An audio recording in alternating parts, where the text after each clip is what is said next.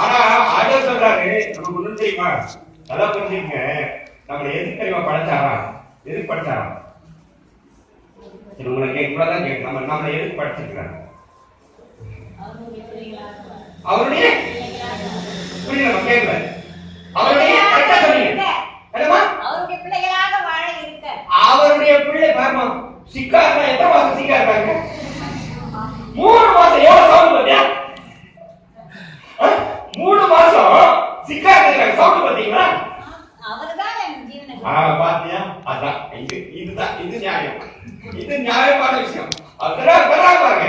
அவர் ஜீவன் கொடுத்தா நான் சத்தமா பேசுறேங்க. அவ்வளவுதான் இல்லையா? சரி, இப்ப நல்லா கவனிங்க. ஏசாயா தீர்க்கதரிசன புஸ்தகம் 43:21.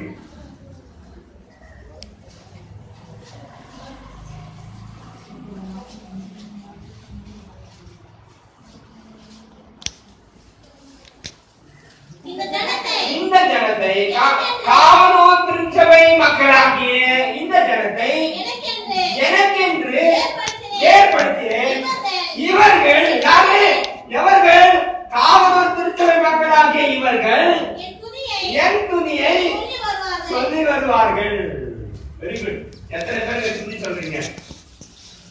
துதினா என்னங்க? நன்றி சொல்றது, துதிக்கிறது. என்ன துதிக்கிறது? நன்மை நினைச்சு துதிக்கிறது. சரி, நன்மை செய்கிற துதி. அப்போ நன்மை செய்தால் துதி இல்லையா? அம்மா படிய கேட்கலாம். கவனிங்க இங்க கொஞ்சம் கவனிங்க. இப்ப அம்மா என்னன்னாங்க, நன்மை செய்தால் துதி, நன்மை செய்தால் ஸ்தோத்திரம். நன்மை செய்யல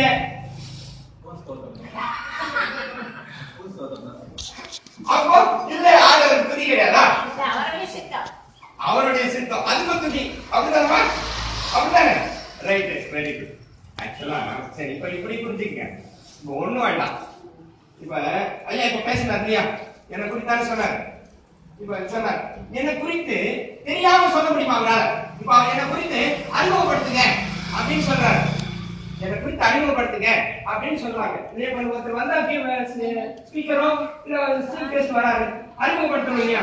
அறிமுகப்படுத்த தெரியாம அறிமுகப்படுத்துமா, தெரிஞ்சு அறிமுகப்படுத்துவாங்க?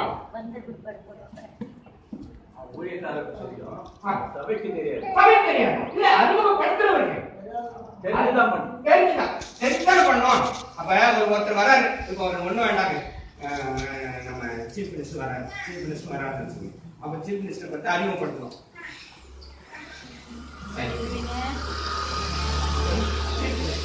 இப்ப என்ன பண்ணுவாங்க?